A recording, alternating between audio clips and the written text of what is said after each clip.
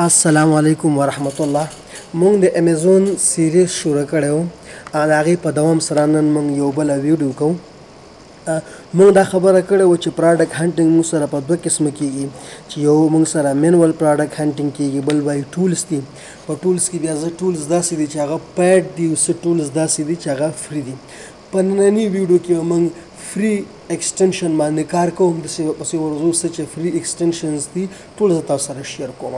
یاد ساتئ دا فری ایکسټنشن مونږ سره په پراډکټ هنټینګ کې کومک کوي، مطلب دا دی مونږ سره اساني راولي.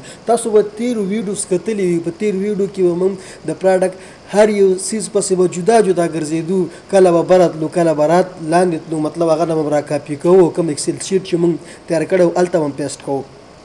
خو چې کله مونږ دا فری ایکسټنشن دا کله مونږ ځان سره ایډ کو انسټال کو، تاسو وګورئ چې مونږ سره څومره اساني راولي. راځئ ښه دغه فری ایکسټنشن څه نوم دی او څنګه به انسټالو. نو د دې ایکسټنشن نوم دی DS Amazon Quick View.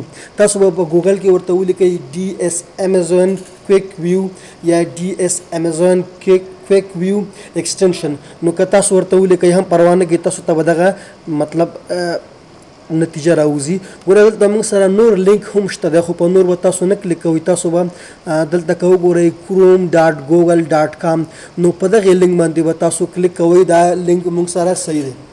چې کله په دغې لینک باندې موږ کلیک وکړو نو د هغه نه بعد به موږ سره دلته ایکسټنشن راشي او هغه ایکسټنشن به موږ ځان سره په خپل کروم کې ایډ کړو. ښه، نو دغه لوډینګ را روان دی.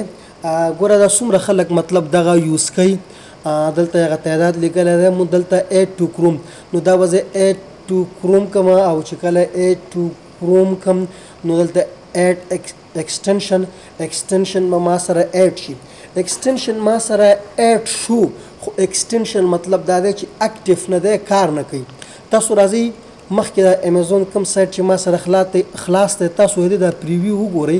دا چې کله زه دا ایکسټنشن اکټیف کوم نو دا پریویو کې به ما سره تغییر راشي. ګوره اوسه پورې مطلب تغییر نشته دی. ښه، نو راغلم چیکینګ ما سره روان دی، ایکسټنشن ما سره ایډ کیږي. چې کله ایکسټنشن ما سره ایډ شو نو دلته کې تاسو ګورئ دا د مطلب د پاڼې په شان کومه علامه چې ده، بیا به دلته مونږ کلیک اخلو، دې ځای نه به مونږ ځان سره پین کوو. چې کله مونږ پین کړو نو هغې نه وروسته به مونږ سره زمونږ ایکسټنشن بیا کار کوي. ښه، نو ایکسټنشن مونږ سره دغه د ایډ شو. راځم دې ځای کې کلیک او DS Amazon Quick View دې باندې زه کلیک کوم نو ما سره به دا پین شي، مطلب دا به ما سره بلو شو. اوس یې مونږ سره کار شروع کړي، اکټیف شو.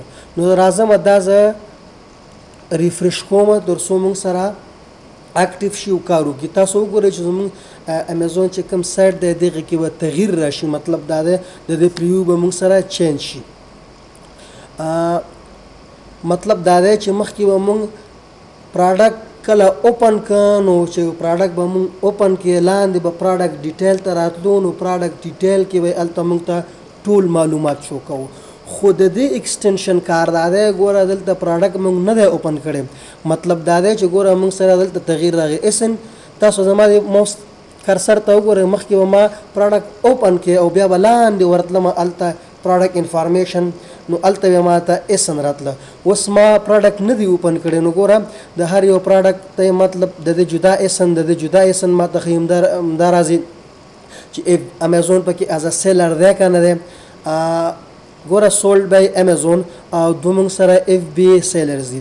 او د ټولو نه خوندوره خبره پکې دا ده چې کله زه د هر پراډکټ مطلب په امیج باندې ودرېږم ما ته به د هغې پراډکټ نور ډیټیلز راشي، مطلب کم ډیټیلز چې به موږ مخکې یو پراډکټ اوپن کوو او لاندې به پراډکټ ډیټیلز ته به ورتلو نو هلته کې به موږ ته راتله. اوس چې کله په پراډکټ امیج باندې زه ودرېږم نو ما ته به د پراډکټ ډیټیل راشي. ګورئ تاسو د پراډکټ په امیج باندې ودرېدم ما سره دا د پراډکټ ډیټیل راغی. نو دې ځای نه تاسو کولی شئ چې بیا دا مطلب کوم تاسو به ځان سره ایکسل شیټ کې کرایټیریا سیټ کړي وي، دې ځای را کاپي کړئ او هماغه ایکسل شیټ کې ځان سره پیسټ کړئ. ګورئ چې په هر پراډکټ باندې زه ودرېږم ما ته به د هغې پراډکټ ډیټیلز راځي. نو خدای دې وکړي چې تاسو پرې پوه شوي اوسېږئ.